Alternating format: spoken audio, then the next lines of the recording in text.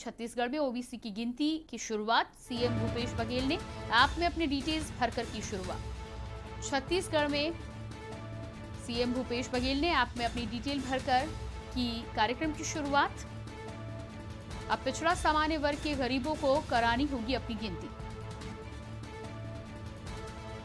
पिछड़ा सामान्य वर्ग के गरीबों को करानी होगी अपनी गिनती। उसको लेकर ऐप के द्वारा शुरुआत कर दी गई है। सीएम भूपेश बघेल ने अपनी डिटेल फिल कर इस कार्यक्रम की शुरुआत की है। Chhattisgarh quantifiable data commission. मुख्यमंत्री भूपेश खुद कुर्मी समाज से आते हैं, ऐसे में अपनी डिटेल भरकर उन्होंने शुरुआत की है। क्वांटिफाइबल डेटा आयोग के जरिए यह कवायद की जा रही है। और इसी खबर पर रायपुर से संवाददाता रोहित मिश्रा हमारे साथ जुड़ रहे हैं। जी रोहित, जिस तरह से अब गिनती की यहाँ पर शुरुआत होगी, सीएम भूपेश बघेल ने ऐप के द्वारा इसकी शुरुआत की है। कौन कौन से लोग गिनती कर पाएंगे और क्या आम आदमी के लिए ऐप के द्वारा अपनी डिटेल्स भर पाना आसान काम होगा? देखिए, कल मुख्यमंत्री भूपेश बघेल ने अपने निवास कार्यालय में वर्चुअली इसका शुभारंभ किया है। वर्चुअली माध्यम से उन्होंने अपना जो डाटा है उसे भरकर इसकी शुरुआत की है। अब राजधानी रायपुर सहित जो छत्तीसगढ़ के ग्रामीण अंचल है वहां के लोग अपने जो क्वांटिफाइबल डेटा आयोग के इस ऐप में या फिर वेबसाइट में अपना रजिस्ट्रेशन करवा सकते हैं। अनपिछड़ा वर्ग, साथ ही साथ सामान्य वर्ग के लोग भी इसमें अपना रजिस्ट्रेशन करवा सकते हैं। उनके लिए इसके लिए CGDCL ऐप में जाकर उन्हें लॉग इन करना पड़ेगा, जिसके बाद वो अपनी जानकारी भर सकते हैं। आपको मैं बताते चलो, साल 2019 में मुख्यमंत्री भूपेश बघेल ने ओबीसी आरक्षण को 14% से बढ़ाकर 27% कर दिया गया था, जिसको लेकर कई चुनौतियां भी कोर्ट में दी गई, जिसके बाद कोर्ट ने सरकार को बोला कि आप लोगों ने किस बेसिस पे ये किया है, इसके लिए गणना करवाइए। इसको लेकर क्वांटिफाइबल डाटा आयोग का ये ऐप का गठन किया गया था।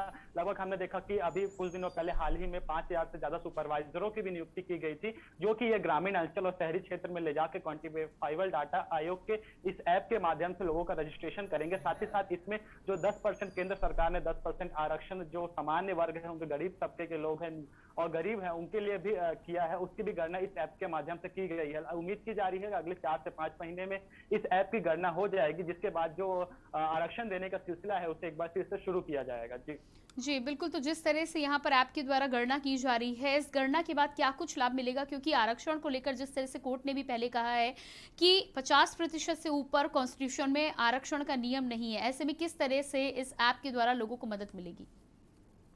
देखिए, जो 2019 में जब कांग्रेस सरकार ने इसे 14% से बढ़ाकर ओबीसी के लिए 27% का आरक्षण कर दिया गया था, तभी भी कई याचिकाएं सुप्रीम कोर्ट में लगी। साथ ही साथ कई जो बातें हैं वो निकल के सामने आई कि तो जिसके बाद सुप्रीम कोर्ट ने ये सरकार को अनुशासन दिया था कि आप लोगों ने इसकी गणना करवाइए, जिसके बाद ही इसके लेकर जो आपकी वो है उसको आप लॉन्च करेंगे। उसके साथ ही जो आरक्षण देने का सिलसिला है उसके बाद ही आप शुरू कर सकते हैं। इसको देखते हुए ही इस ऐप का और इस कमेटी का गठन किया गया है। जो आयोग है वो जाके अब लोगों को पता लगा, क्योंकि छत्तीसगढ़ में बहुत ही आदिवासी बहुल क्षेत्र है, उसके साथ साथ ओबीसी की संख्या भी बहुत अत्यधिक मानी जाती है। इसको देखते हुए इस ऐप के माध्यम से इसकी गणना की जाएगी, जिसके बाद आरक्षण देने का सिलसिला शुरू होगा। इस ऐप के माध्यम से जो लोग हैं वो अपना जानकारी इसमें डाटा को फिल करेंगे, जिसके बाद जो आरक्षण देने का सिलसिला है उसे शुरुआत किया जाएगा। जी बिल्कुल। जिस तरह से आपने जानकारी दी है, गरीबों की यदि हम बात करें तो गरीबों के लिए सबसे बड़ी समस्या है कि कई लोगों के पास मोबाइल भी नहीं होते। ऐसे में जिन लोगों को तैनात किया गया है, क्या वो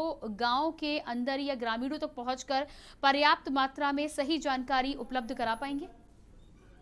जी बिल्कुल, 5000 की संख्या में कुछ दिनों पहले सुपरवाइजरों की नियुक्ति की गई है, जो कि विशेष तौर पर गांव के निचले हिस्से हैं, जैसे बस्तर के अंदरूनी इलाके हैं, वहां पर जाके लोगों की गणना करेंगे। साथ ही साथ उनकी जो जानकारी है उसे साझा करें, क्योंकि कई छत्तीसगढ़ में कई ऐसे वर्ग के लोग हैं जो कि पढ़े लिखे नहीं है और ऐप चलाने में सक्षम नहीं है। साथ ही साथ कई लोगों के पास मोबाइल भी नहीं है। ऐसे में जो 5000 सुपरवाइजर है ये ग्रामीण क्षेत्रों में पहुंचेंगे, बस्तर के अंदरूनी क्षेत्रों में पहुंचेंगे और साथ ही साथ जो शहरी क्षेत्र है, जो कम पढ़े लिखे लोग हैं, उनके डाटा को एकत्रित करेंगे, जिसके बाद इस ऐप में रजिस्ट्रेशन करवाया जाएगा। साथ ही साथ ऐप रजिस्ट्रेशन करवाने के बाद उन्हें एक नंबर दिया जाएगा, जो कि उनका अलॉटमेंट नंबर होगा। उसके जरिए वो लोग फिर जाके पुनः अपने ऐप के माध्यम से अपनी जानकारी को देख सकते हैं। इसको लेकर जो सुपरवाइजरों की नियुक्ति है कुछ दिनों पहले कर दी गई थी। उसके साथ साथ ही कई गाड़ियों को भी ग्रामीण अंचलों में जाने के लिए खरीदा जा रहा है, जिसके बाद ग्रामीण अंचलों में सुपरवाइजर निकलेंगे। साथ ही साथ जो लोग हैं उनकी गणना की जाएगी और साथ ही साथ उनके बारे में पता लगाया जाएगा। जी बिल्कुल रोहित। तो जिस तरह से क्वांटिफाइबल ऐप के जरिए लोगों की यहाँ पर जानकारी और डिटेल्स भरी जाएंगी, कहीं ना कहीं लोगों का इसको फायदा मिलेगा, लेकिन सरकारों को किस तरह से फायदा मिलेगा, क्या आगे की योजनाओं को लेकर और साथ ही साथ गरीबों के विकास को लेकर इस ऐप के जरिए मदद मिलेगी सरकार को? देखिए, सरकारों के लिए सबसे बड़ा मुद्दा होता है आरक्षण का। कई बार हमने देखा कि आरक्षण को लेकर कई बड़ी बड़ी बातें निकलकर सामने आती है। आरक्षण को लेकर जो सरकार है वो अपने बयान देते निकल के सामने आते हैं, और इसका बहुत बड़ा प्रभाव जो चुनाव है उसमें भी पड़ता नजर आता है। ऐसे में जो छत्तीसगढ़ सरकार के आरक्षण को 14% से लेकर 27% को ओबीसी के लिए आरक्षण कर देना कहीं ना कहीं बड़ी बात निकल के सामने आ रही है। साथ ही साथ मास्टर स्ट्रोक भी माना जा रहा है। ऐसे में जो आने वाले 2023 के विधानसभा चुनाव है उनके लिए कई अहम माना जा रहा है। सरकार को इससे जरूर जो आरक्षण लागू कर दिया जाएगा उससे आने वाले चुनाव में जरूर फायदा होगा। इसको लेकर छत्तीसगढ़ सरकार ने ये ऐप को लॉन्च किया है। जी बिल्कुल रोहित, इस तमाम जानकारी के लिए आपको बहुत बहुत शुक्रिया। तो एक तरफ जहां इस ऐप के